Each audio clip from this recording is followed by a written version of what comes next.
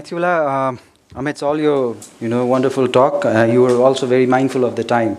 You finished at exactly the time we had scheduled. So this is an living example of mindfulness also, I guess. So you see, the monk here is why the French love him and call him a rock star. I've always enjoyed his combination of quotes from scientific research along with his spiritual quest, and his lessons that he's learned from the Himalayan regions, and in particular the Buddhist masters. So it's always a wonderful, humbling experience to listen to Matthew expound all his visions and all his scientific research together. Thank you, Matthew, for this one.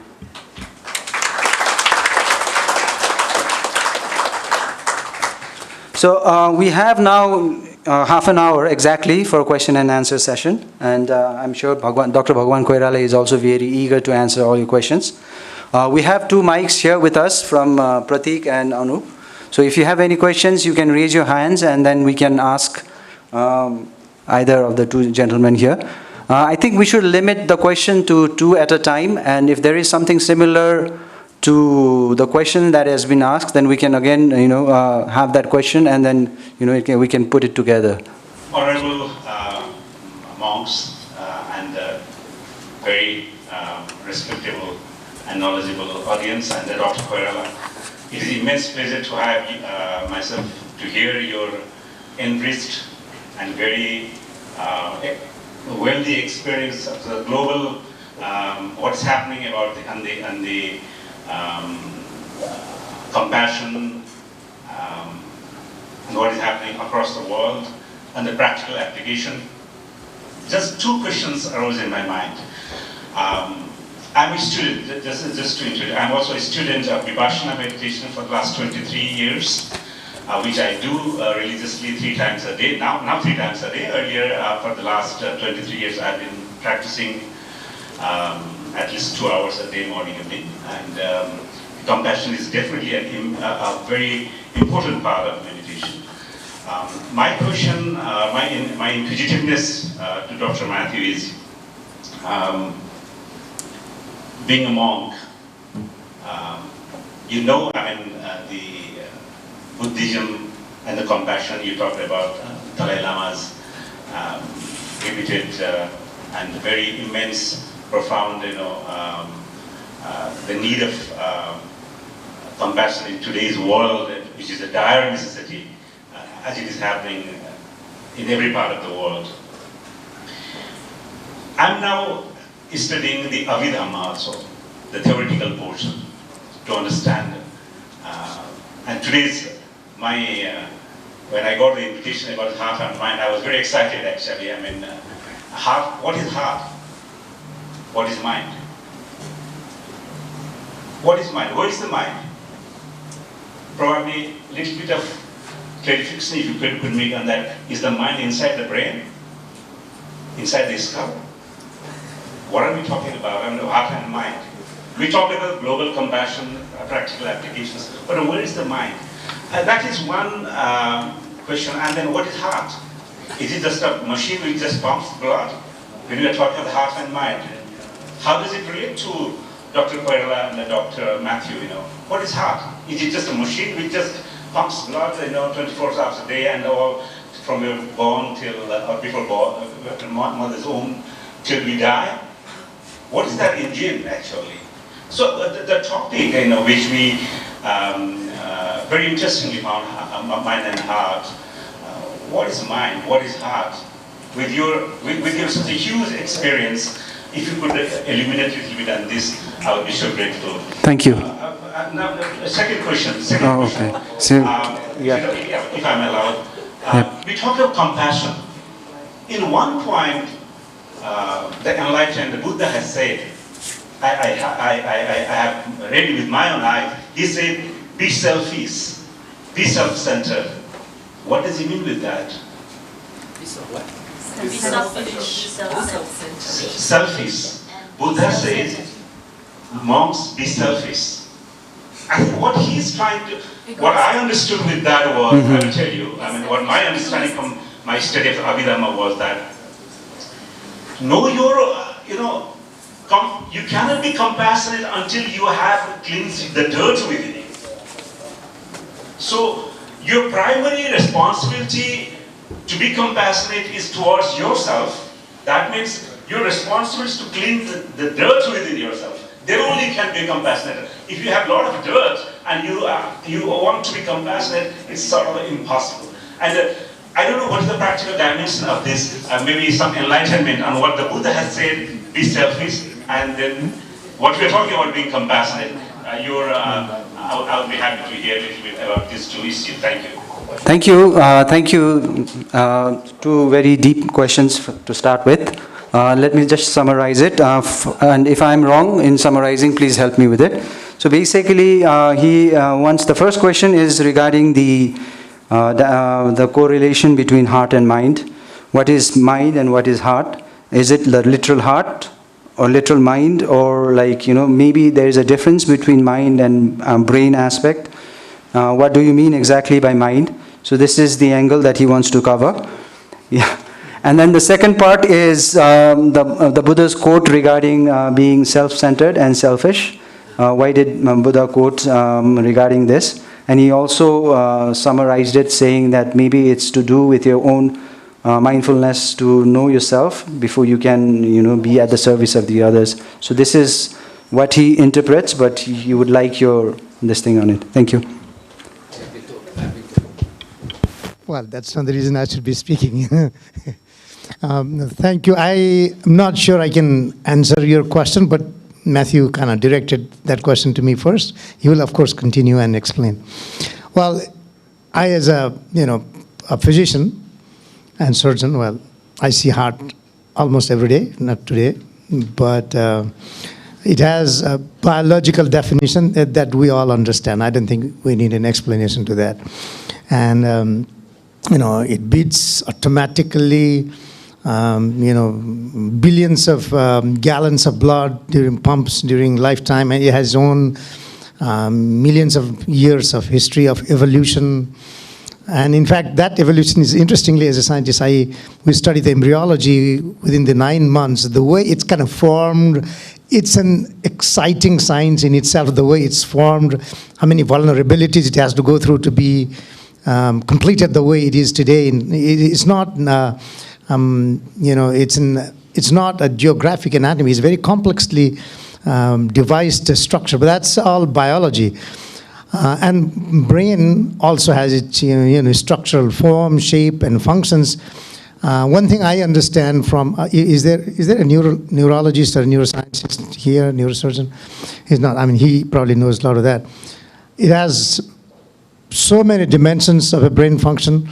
Some are structural, some are electrical, some are thoughts, higher cortical function versus the deeper emotional centers that control the emotions. That's kind of hard to differentiate, but there are some biological ways to understand that. One thing is clear, that the functions of brain is extremely difficult to explain. Can brain know the brain fully? That question, I think, is still unanswered to be. Maybe he can throw some lights on it. But heart also has second dimension. As historical writers here, the emotional side of it, follow your heart if your mind, does not understand what to do. Those expressions probably have, again, a biological basis to that, because mind always is sending the impulses through his autonomic nervous system. Mostly these emotions are guided through the brain stem and the deep brain functions, hippocampus and other structures, and that sends stimulus to the heart, and that's kind of, we feel, without being cognizant of why are we thinking that. So I think there are some explanations that our neuroscientists and neurologists can explain, but this philosophical terms of it, I think there's a lot more that you could draw out of this. So as I said, I'm a bullet point guy. I understand it in a very simplistic manner. I think it's enough for me, but the rest is up to you to explain. Okay, it's easy, huh? In the late 90s, in the beginning of the Mind and Life Institute, at some point, neuroscientists Francisco Varela and Richard Davidson went to Dharamsala, and they demonstrated the EEG to some practitioners and the Dalai Lama. And so everybody was very interested. You put all these electrodes, and then when you start putting all the electrodes, and they say we are going to see your mind activity, all the monks start laughing.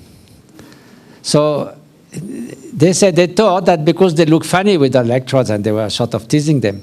And then when they trusted, they said, no, you're looking in the wrong place. The mind is here in the heart. So anyway, that also shows that we know, of course, that the brain basically, is this central sort of thing that even correlate and receive signal from the whole body and the heart in particular, but also from the viscera and everything. And so this, also the perception that you have of being embodied, interoception is called, is very important, and all these things, we know about that. At the same time, we say good heart, intelligent mind. So we try to also have a bit reductionist, saying, okay, the goodness, compassion must be localized physically in the heart, which doesn't make sense. There's some correspondence, the heart being the most vital organ, because we didn't know so much about the brain, which has 300 billion neurons and everything. But somehow those symbolic things relate quite well with our own experience. And we know from the vagal tone, the sort of fight or flight or reaction, or the calming reaction, that when we have a more calming reaction, it has to do also with the heart. We know that compassion has an effect, direct effect on the heartbeat also. So there's all kinds of things. But we should not be either too reductionist. And so now to see what is mind, what is heart, this is one of the biggest debate. The nature of consciousness is the debate by excellence of neuroscience in this century, and it's probably going to be for quite some time. There's so many issues. In very, very short, there is so-called the soft problem and the hard problem. The soft problem is some neuroscientists say, okay, now we are going to map 300 billion neurons. And there are two projects. There's a Blue Brain project in Switzerland and one in the US. They mostly start, I think they're going to stop soon because it's almost impossible. But anyway, that's the idea. And then they will be able to tell you everything that happened in the smallest neuron when you see the color red, or when you feel love or hate. Okay, they will tell you everything. Then what happens? Unless you experience that, you have no clue of what it is to see red, feel love, feel anger, and so forth. So the hard problem, which philosopher, phenomenologist, and also good scientists like David Chalmers and others said, is no matter what, you cannot replace experience by a description, a third-person description. It doesn't tell you anything about experience. And without experience, there's no such thing as consciousness. What are we talking about? So that's also what Buddhists say, what phenomenologists say. Consciousness is a primary fact. I mean, you cannot speak of consciousness stepping out of consciousness. You can make discourses about the brain, consciousness already there. So, and then some philosophers get out of it easily, like Daniel Dennett. He says, well, there's no heart problem because consciousness doesn't exist. It's an illusion. So anyway, it's a huge debate. Myself, I did an 8-year dialogue with a neuroscientist called Wolf Singer. We came here, we did twice some part of our dialogue in Namo Buddha. And we did a book in English, it's called Beyond the Self. And there's 60 pages on debating this issue. Of course, we didn't get to the bottom of the issue, but it is the question. So in very short, if consciousness is 100% reduced to brain activity, which is correlated with, definitely, there's no question, then there's no, we ended there. But, who knows? There's a lot of possibilities to investigate. There are things which seems to be difficult to explain just by that. In any case, on the philosophical point of view, you could never get rid of experience. It starts with experience, and this happened within experience. So without consciousness, we can't speak about anything about that. We couldn't speak of the world. Nothing will make sense. So this is where the sort of debate is now, and I think it's going to go on for quite a while. Okay. So now, in terms of mind and heart, body and mind, of course, this is all interconnected, and we know that very well. Yes. Thank you. So we have another question. Today, Dr. Ricard, Dr. Koirala, thank you very much for an engaging conversation. The concept of sustainable harmony really resonated with me. And I wonder if you could say a few words about the role of the Sangha, the monk body, for sharing this concept with the lay community. Thank you. Can you repeat that question again? Like sharing the concept you said, right? The concept of sustainable harmony. So from the monk body into the lay community, where is the connection between the two of sharing this concept? Sustainable harmony. Yeah, the sustainable harmony part. She wants to know where is the connection between the monk or the Sangha and the lay people. Thank you. Heads of the And you monastery. just Well, I cannot give a... I'm not sure. I think sustainable harmony, of course, is a wide concept that applies to each and every of us, so monks are no exception. Well, just basically, Sangha means virtuous community. So whatever they do, they are supposed to be an example and walk the talk. I remember during the 2015 earthquake, we tried to get really involved with the session clinic, and every 2 days, I believe, for 3 months, there was a truck going with the doctors, nurses, and some 10 or 15 monks going to many villages to distribute what was needed. So we've ended up, I think, helping 200,000 people in 600 villages, 600 tons of rice and everything. So there was a Kathmandu Post title, "They Walk the Talk," for once, yes. So in fact, that was what's supposed to do, the Sangha. And the fact that we had 500 monks, very well disciplined. The day of the earthquake, there was 1,000 people receiving teaching in the temple. So it could have been a catastrophe that collapsed. And there was, how many? 4,000 or 5,000 outside in the courtyard with a big tent. So they stayed there for 15 days because that was a kind of open place but covered with cloth. And we give them basic tea and a little food. So they feel secure there. So most of them stayed. So, we tried, a sense of virtuous community. But there's ideally, that's what we should do. We are just supposed to serve, also to study. But the fact is, this should be the aim of everyone, so to become a better person, to better serve others. So there's no better, I think, goal that we can do. Be good, do good. I have a few, when Doctor was speaking, I wrote because you said something about that quote from your friend from Singapore. I have a friend who was a wonderful Jesuit father called Père Serac. He died 95. For 50 years almost, he worked in South India, helping 50,000 kids. He had a motorbike, he was going everywhere, making school, feeding them, and so forth. So he was so sweet. One day I met him in Paris. He said, he coming out of the subway.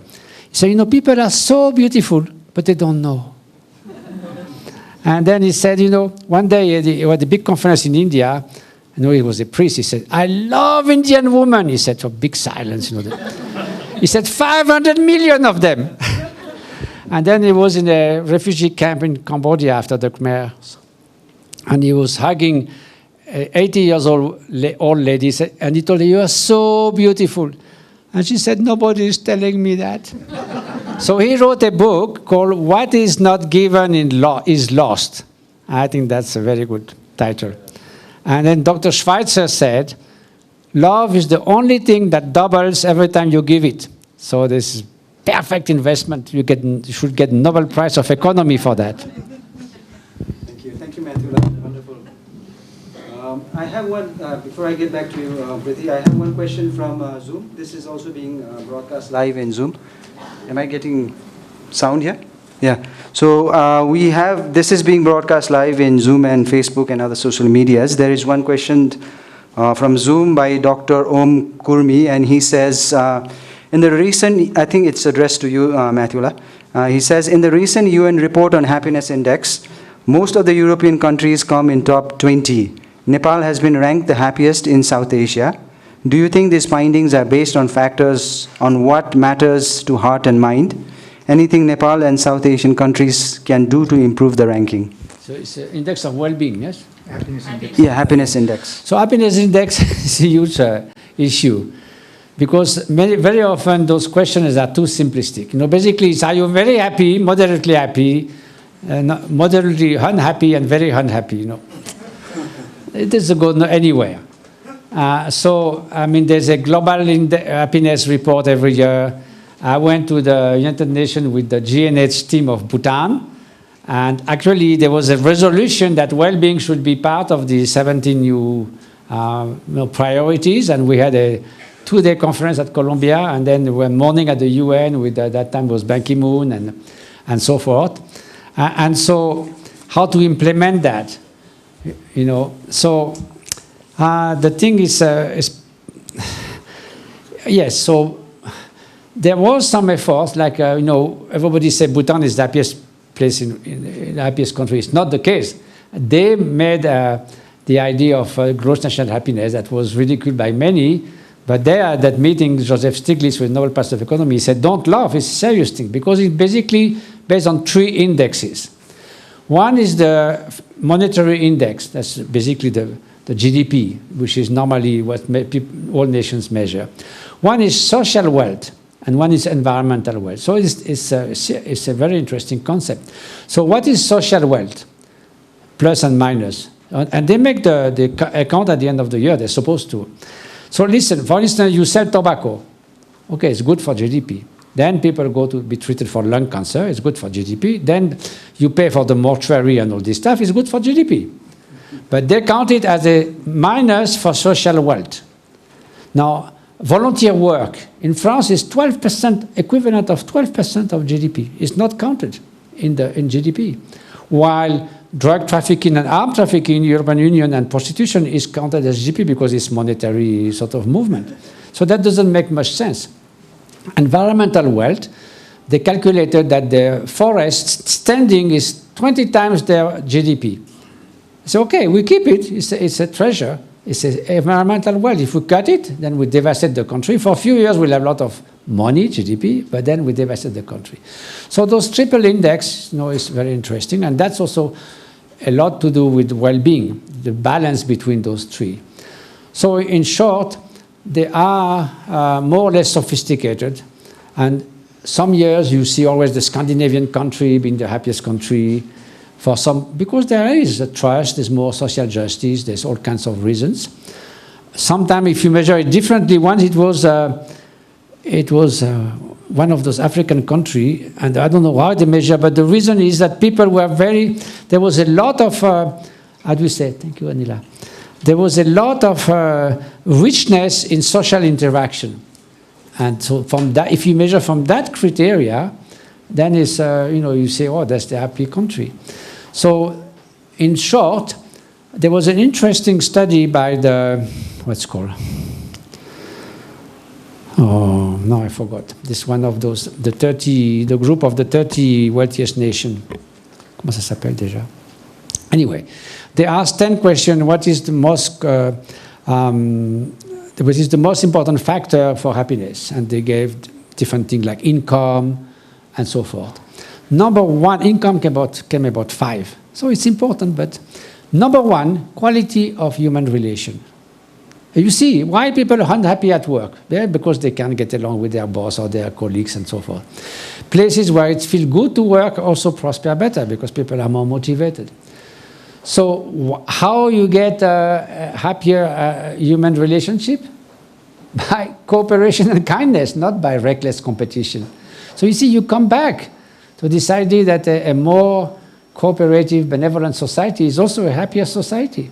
So altogether, it depends what you measure. So it's very, very difficult to say. Thank you, Matthew. Another very insightful and wonderful example. So one just last thing is that inequalities is really a factor that is detrimental to happiness, to life expectancy, to the level of education, and so forth. And surprisingly, a wealthy country like the US is not doing well in equality. And you have seen that the life expectancy has been slightly sort of not progressing so fast, that the level of primary education is also going down somehow. It was same in Russia for last studies. So excessive inequalities certainly means a level of unhappiness that is greater. And that's a new big studies has confirmed that again. Yeah. Thank you. So, okay, yeah. We'll take in 2 questions now because we are almost out of time. So, Mausamji and then maybe Preeti after that. Thank you. Also, I have a question. As Buddhist system is full of mind training, and we have Dr. Koirala, he's talking about the heart training. And he already mentioned like how mind training is contributing our good heart. But my question is, how we can practice both together? Because I think it's a very good opportunity for us that we are finding you both together. How we can do both practice together? Thank you. Okay, I'll start quickly because we always speak of mindfulness. Why don't we speak of heartfulness? Then it's done. Isn't it? Or at least benevolent mindfulness. I had this argument with some of the mindfulness guys. They say, look, what do you call it? A sniper. He has to be so mindful. No, he has to be there all the time, attentive to kill whoever he has been told to kill. He has to be, not disturbed by his emotion. They speak of non-judgmental mindfulness. He should be non-judgmental because he was told to kill someone. He doesn't care who he is, what it is, how is his children and parents. So if you look at the technical definition, a sniper and a psychopath are okay. So that will not lead you to be a good human being. So I think, of course, if you do practice mindfulness properly, you do the MBSR, the way that John Kabat-Zinn is doing, 6 weeks training, they bring naturally the compassion, the kindness, and all the time.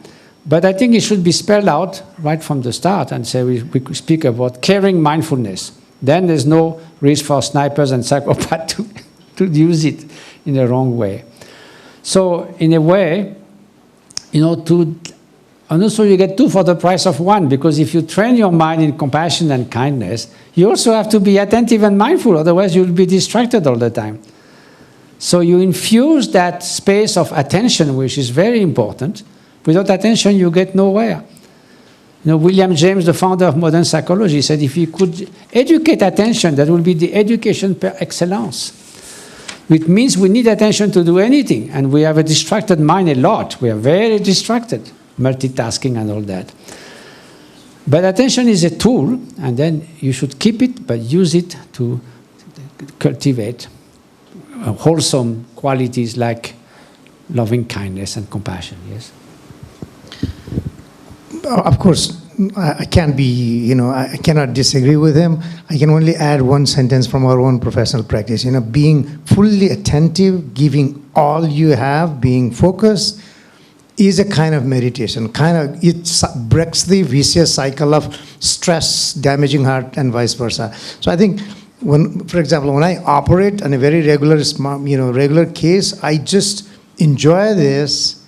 And that kind of breaks all my stresses and I'm basically gives me relief. So I think paying attention, giving your full attention to something that you do, being fully mindful, is also a way of improving your spirituality. And I think that's part of meditation, I think. Yes. There's this concept that I think Dr. must know very well. This concept of flow. And surgeons, when they do long operation, they get in that set of flow, where their attention is effortful. They feel that they are, there was an Olympics champion of downhill skiing. They say, I felt like a river. It was perfect and effortless. So at some point you get that. You lose the notion of time, I don't know if it's your case, and the notion of self-identification. And that's a state that is also, as you say, feel good in a way. So because you are less focused on yourself. And it doesn't require the same kind of purposeful effort, which makes you tired, because you cannot force your attention forever. Just to quote one of the studies we did, and some of our monks participated in that, it's called the continuous performance task. you see on the screen small numbers, like say this side, very small, like size 12 in the big screen. And they changed 4 times a second. Now each time you see 0, you push a button. That looks like really not very brainy. But if you do that, 4 times a second, you tend to forget to press when it's 0 and press when it's 8 or something. You make mistake. And that's why they change the air control traffic people every 20 minutes, because they can't maintain. So the curve goes down very fast, like that. So we sent to Princeton and other places some meditators who did several years of retreat. And then they sent the computer with the software, and we did that in the retreat. So first we did 10 minutes, and then they said they could do 45 minutes. Normally they don't do. So first of all, those guys, they did the first 10 minutes and immediately did the 45 minutes. And 2 of them, that means 1,000 times about pushing. There are 2 of them 100%, 0 mistake. And the most revealing is one of them said, "What's the matter? Shall I continue?" That means a skill is consummate when you do it well and easily, effortless. So then there was another study following that. They studied beginners, mid sort of experienced meditators, said we did 5,000 hours of practice, and then long-term meditators, 20, 30, 40,000 hours. So interestingly, the beginners, they were lot of effort and poor result. Their activation of the attention area was very activated, but they were not succeeding. I mean, their curve were going down. So the mid one, middle experience, they were doing it well, but with a lot of effort. And what they found with the long-term practitioner, they were doing very well, but the area was not so activated. It was natural. So that's what we call skill. So entering the flow and doing your profession, you do it well, you can do it long. Of course, it can be exhausting, but there's a sense also of going on and flourishing and flow, and which allows you to do it. Re-energizes yourself. Yes. Thank you. So last question. We have to limit this to last question because Matthew's been talking for quite a long time. So Preeti, please go ahead. So my question is, I used to be very critical and negative about the politicians and these high elite people and who wouldn't have any influence over bad roads, pollution, about the negativities around and everything. And then I met a monk who, or I don't know who, but he told me that you are sending so much negativity towards these people, and all that they get from general public is criticisms and negativity. So how will they ever get into the positive flow and do something constructive? So my question is, can't the long-term meditators, the one who have been working on mind training and all, get together and do a long puja or ceremony or something and pass wisdom? Does that work? Does something like collective consciousness work on changing the mindset of the politicians and these elite people who have power and influence? Yeah, very interesting question, she said. Like, she initially indulged in a lot of negative thoughts towards politicians because of, some of their actions were extremely unsatisfactory. But one of the monks told her, like, you are amidst a lot of people who are sending all these negative emotions or thoughts towards the politicians, and they will never be able to have any positive yes, because of all the negative energy that they're getting. So her question regarding this is, if you, through meditation, pujas or wishes, wish positive thoughts on others, am I going in the right direction? Pujas, and then pass on, you build this positive vibe or positive energy, does that have a positive outcome in someone else's life or in a society in general? Maybe you should elect Dr. Koirala and Dr. Ruiz as president and prime minister or something like that. And the road will be perfect. Well. You know what to say. First of all, I hope no meditators has bad thoughts about anyone, including politicians. Even Donald Trump has the Buddha nature somehow. He doesn't know very much about it, but yeah, but it's true. So in that sense, there's no one that is fundamentally, there's a basic goodness that sometimes is quite hidden, but it's still there. I once went to a high security jail in France. They asked me to come. And they were quite happy because they said, look, they said sometimes people come and they say, well, you either kill someone or do something terrible. You are born as a, human nature is bad anyway. And they say on top of that, we are locked in jail for 25 years. It's a pretty dim future. So when I said, well, no matter what, there's something in every human being that is a nugget of gold. It can be fall into the worst disgusting place, but if you pick up the gold and polish it, actually the gold itself never changed. So the potential is always there, no matter how far it is, no matter how hidden it is. It's not Nelson Mandela, after 30 years, he was speaking about his jailers. He said, if you look deep within, you'll always find something good in human beings. So that, they say, is so relieving, because otherwise they are triply caught, by some kind of birth of defect, in a way, in human nature, having done something terrible and being locked in jail. So the little bright future. So I think we should keep that. And now in terms of meditators getting together, well, I don't know. Thank you, Mattheula. So that concludes our Q&A session, and I'm really sorry for many of you who have questions, but I'm sure this was very fruitful. So to conclude this talk program, I would like to invite Mr. Bhuvan Dahal from Kathmandu Institute of Child Health to give a concluding remarks and also to close this program. Thank you. Respected doctors on the dais and respected all the people present here on the floor, namaskar and good evening. It was a wonderful presentation from both the doctors who are experts and who are known as gods. In fact, one doctor has the name God and another doctor has been practicing the way to attain the God's heaven or whatever. In case of Buddhism also, I think there is a principle of reincarnation and purity of the mind. So we are very lucky to listen to both the distinguished people. They taught us about the importance of compassion. And I was expecting one question to Matthew, that how he became the happiest person on the earth. But that question didn't come to him.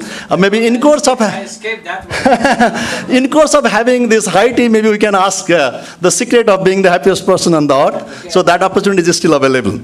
Okay, I tell you, this is the biggest joke in the world. Okay. Okay. So when we watch YouTube, that question was asked to him and he was answering like that. But in course of high tea, maybe he will share some secrets, and some of the secrets he has already shared with us. That is compassion. That makes us one of the happiest people on the earth. So we are very lucky, and today was Saturday, and you had to spend time with your family. Head and heart was to be there, but head and heart has been given to both the doctors, and at the same time, that is for the benefit of all of us.